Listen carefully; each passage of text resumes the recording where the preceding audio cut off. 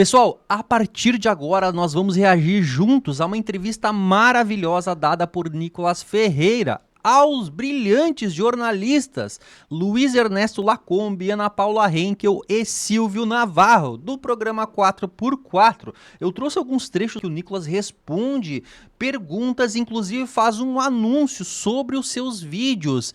E que, bom, o recado é claro do povo brasileiro: algo de errado está acontecendo no país. A gente vai ver aqui algumas análises feitas por ele. Não se esqueçam, pessoal, caso vocês queiram apoiar o canal do 4x4, se inscrevam por lá depois. Tem o Pix que eu vou estar deixando aqui no cantinho para vocês também enviarem para eles. Não tem nada a ver com o nosso canal aqui, é mais realmente um apoio, um agradecimento pelo conteúdo.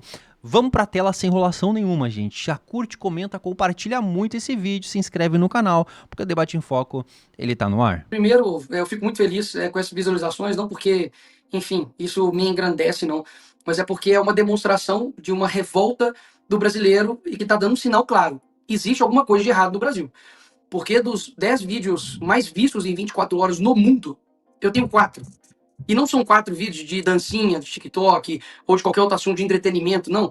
É sobre o Pix, sobre o se tá caro, não compra, sobre o anúncio de que o Pix, o que eles queriam fazer, recuou, e esse vídeo de agora a respeito, né, do rombo do INSS. Ou seja, algo está acontecendo no Brasil e precisa, um sonho que eu tenho, é de ultrapassar, né, o nível simplesmente da rede social, que é extremamente importante para que as pessoas façam disso uma ação, né, factível também, que seja nas ruas ou que seja até mesmo em qualquer lugar que eles estejam. Eu nada mais fiz do que falar a verdade, afinal de contas, isso é um ato revolucionário hoje em dia, né? E quando você combate um governo de mentira, isso é a maior ameaça que eles podem ter, né?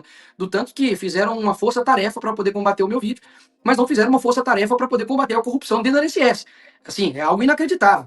Segundo matérias, né, a Gleisi se reuniu com banqueiros, você teve aí o PT se reunindo, né, com Boulos, com Lindenberg, para poder, quem vai ser, né, que vai fazer o vídeo contrário, né, aí ao Nicolas. Eu confesso que eu nem cheguei a ver quem fez ou quem deixou de fazer, mas se não chegou, obviamente, até a mim, enfim, acredito que tenha sido extremamente inexpressivo.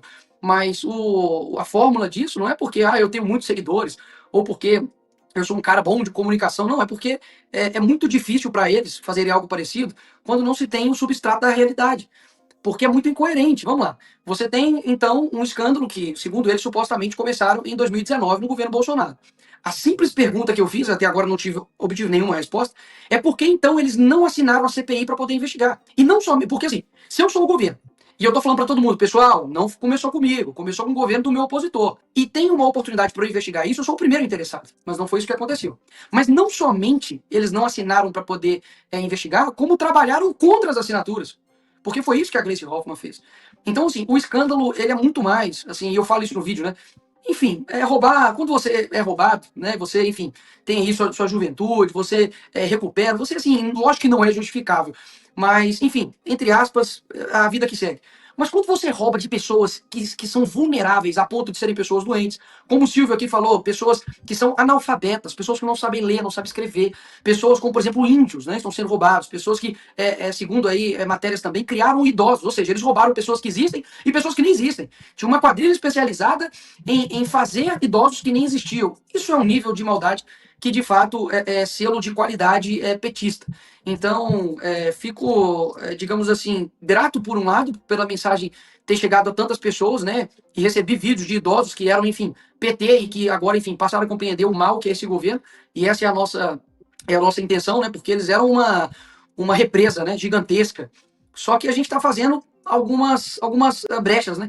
A gente está fazendo algumas rachaduras aí e nessa fronteira aí, e vamos desgastando, né, esse governo, porque é o que ele merece. Afinal de contas, são muitas vítimas mesmo. Meu direct, Lacombe, tá assim, tá uma coisa, se eu tirar print de tudo, sabe, aqui no chat também, como a Ana leu, tem várias denúncias, se eu parar para mostrar tudo que a galera tá me mandando, de coisas assim, surreais, desde o que a Ana mesmo leu aí, de pessoas que já morreram, como eu tenho acesso, idosos que não conseguem mexer de fato no celular, e eu aconselho a você a ir até o seu banco, pedir o extrato, ver se tem algum desconto indevido e pedir pro seu gerente cancelar isso imediatamente. E caso tenha sido descontado, né, algum desconto indevido, você ir até um advogado. Agora, olha só, a pessoa vai ter que judicializar isso, ou seja, tem custo disso. Lá se sabe quando que ela vai ser ressarcida disso. São pessoas idosas, então, literalmente, assim, não quero ser frio aqui, mas sendo real, a pessoa talvez tenha mais 5, 3 anos de vida e talvez não vai receber essa grana. Tem gente que fica na justiça aí anos e não recebe esse dinheiro. Ou seja, eles fizeram o crime perfeito, que é ver a população mais vulnerável, pessoas que daqui a pouco não vão ter vida, né?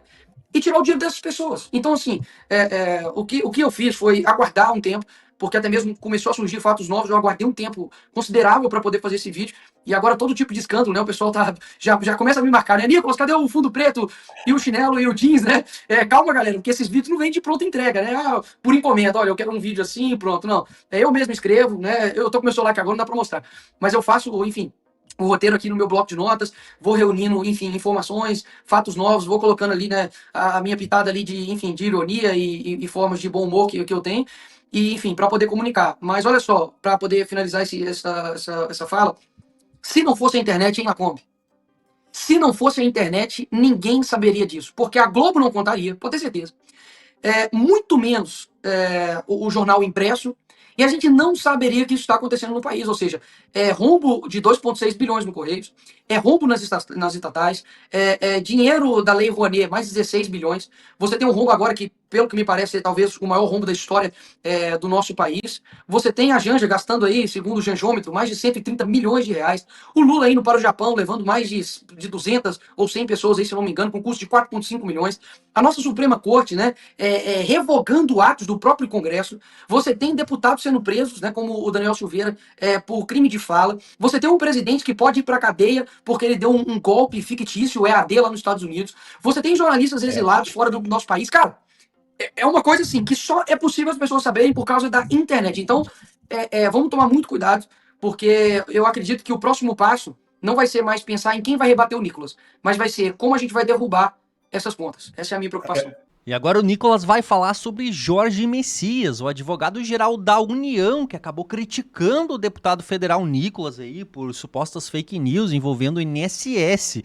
E o Nicolas foi claro, gente. Olha só o que ele disse a respeito disso. O Messias, que é mais conhecido como Bessias, né? Eu peço para que você só faça uma breve pesquisa aí, porque ele recentemente agora quis me descredibilizar, falando que um deputado, um lacrador, fez um vídeo cheio de fake news, etc. Eu falei, ó, você fica na sua, que senão eu vou fazer um vídeo só seu. E aí, eu acho que ele não vai falar mais, não.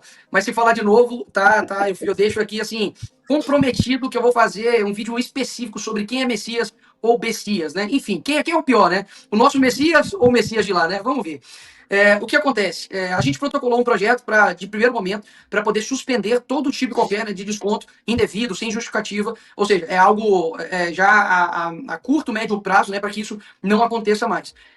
Eu entrei na justiça juntamente com o vereador Guilherme Kilter para poder incluir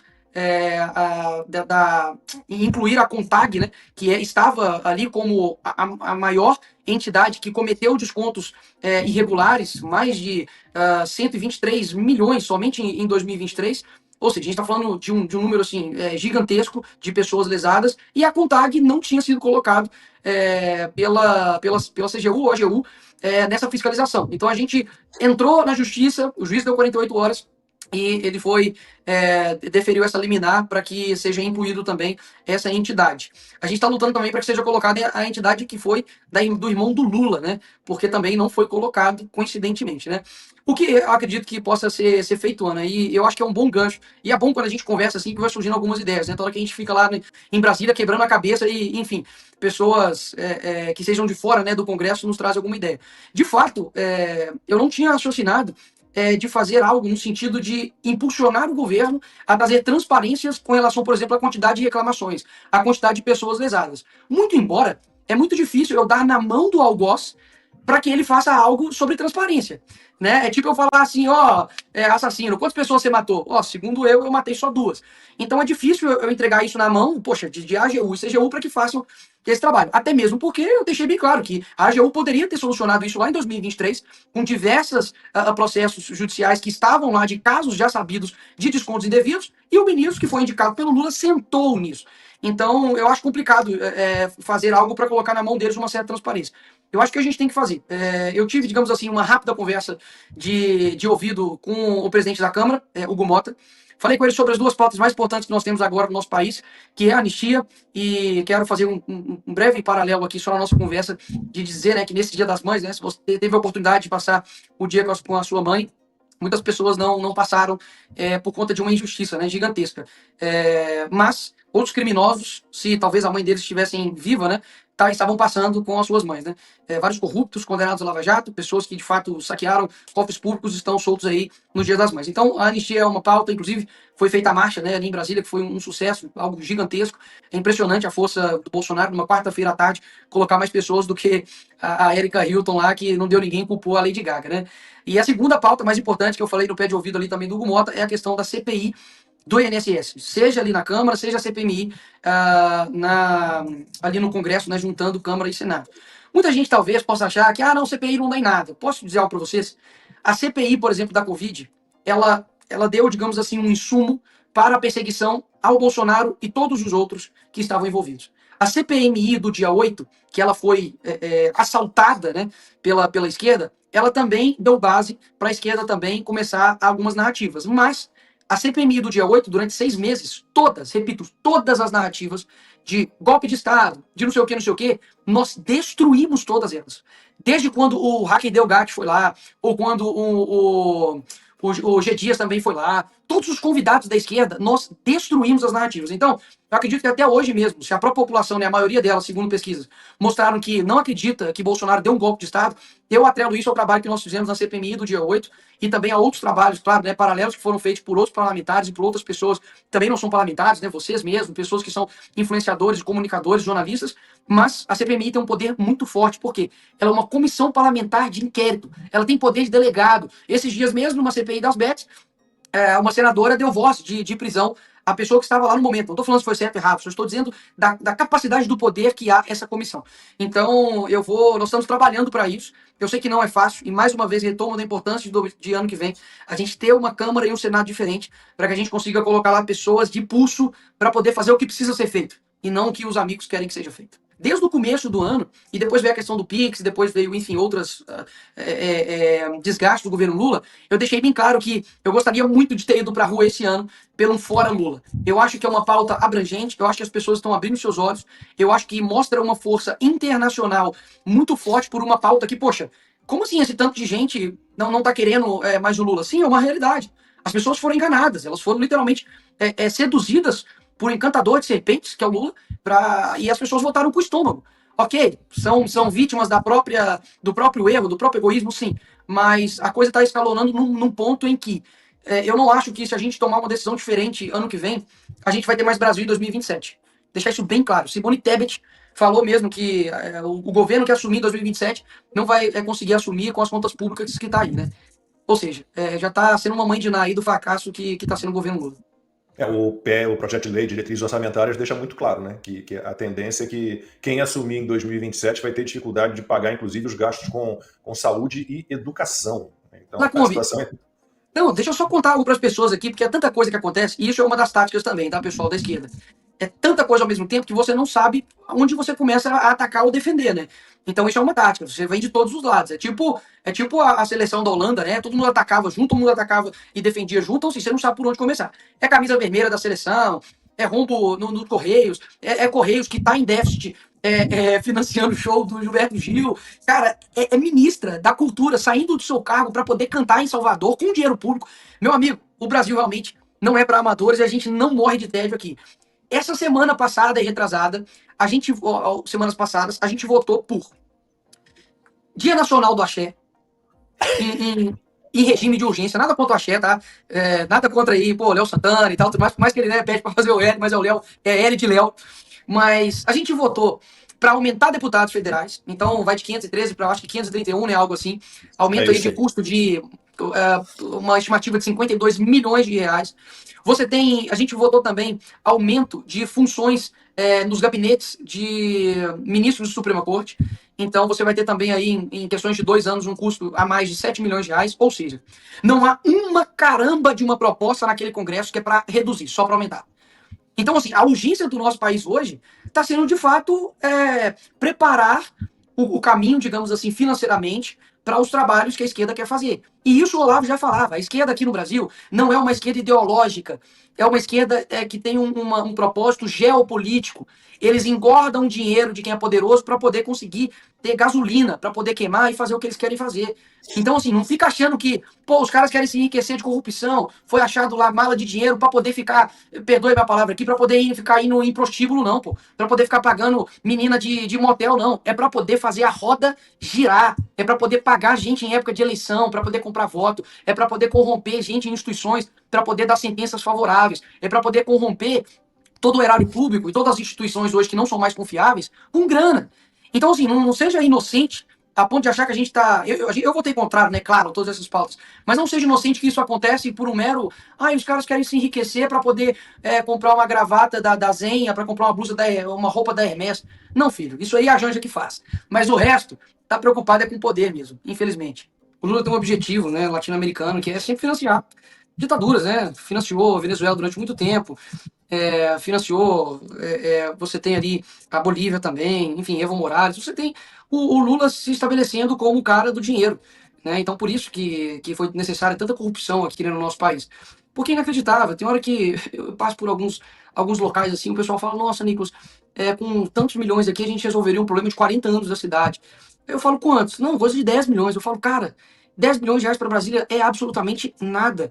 Você tem problemas estruturais no nosso país, como saneamento básico. Sabe, você tem milhões de pessoas no nosso país que não têm acesso à água potável nem ao esgoto. E enquanto isso, você 30 tem milhões. E 30 100 milhões, milhões, e 100 100 milhões milhões sem saneamento básico. sem saneamento básico, né, no sentido de esgoto, né?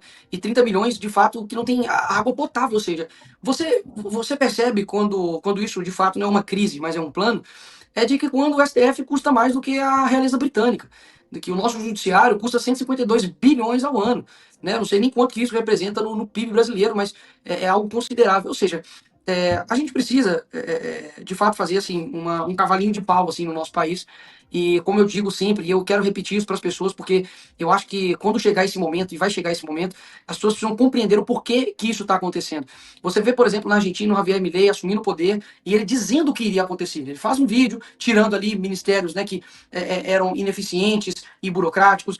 Você fala que ele tinha ali medidas para poder cortar as despesas, e ele foi lá e fez isso, mandou um pacotão para o Congresso. O que a esquerda fez? Fez uma manifestação gigantesca lá, né, com 1 milhão ali, né, de pessoas. E muita gente pode parar e olhar e falar, viu, não dá, não pode ser dessa forma, tem que ser aos poucos, senão daqui a pouco a VMLA cai, custamos a chegar lá, só que tá dando certo. Ou seja, para poder você curar um câncer, não tem jeito de você pegar um band-aid e colocar lá no câncer, não vai resolver.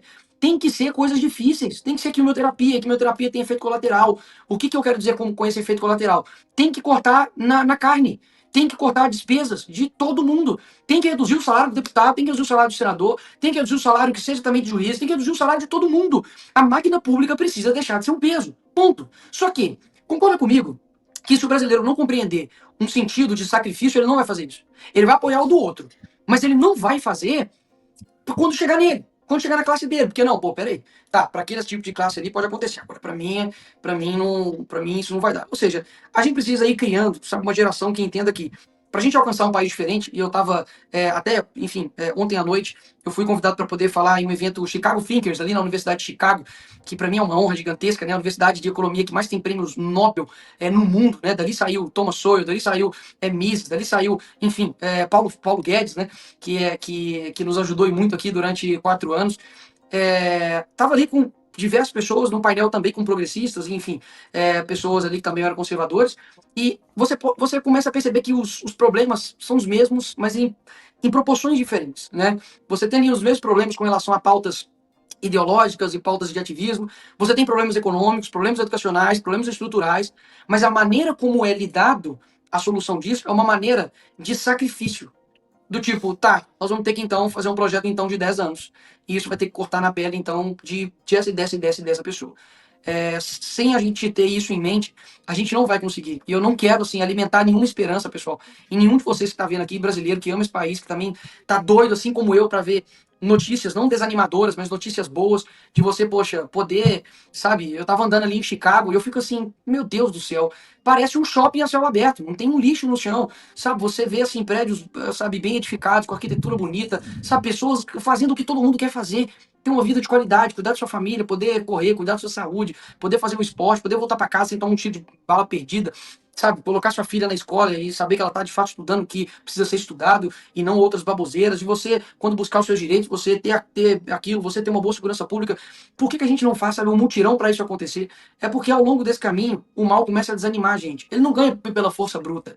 Ele ganha porque vai desanimando a gente. Mas assim, eu peço para que cada um de vocês, assim, não somente tirem um tempo para poder atacar o seu inimigo, mas tire um tempo também para poder fortalecer os seus. Bom, então tá aí, pessoal. O brilhante Nicolas Ferreira deixou o recado, né? Tirar um tempo para fortalecer os seus, que é basicamente o que, gente? Justamente aquelas pessoas que estão no dia a dia aí trazendo conteúdo, informando as pessoas. No caso aqui era o 4x4, o canal Debate em Foco, e assim como vários outros que vocês acompanhem.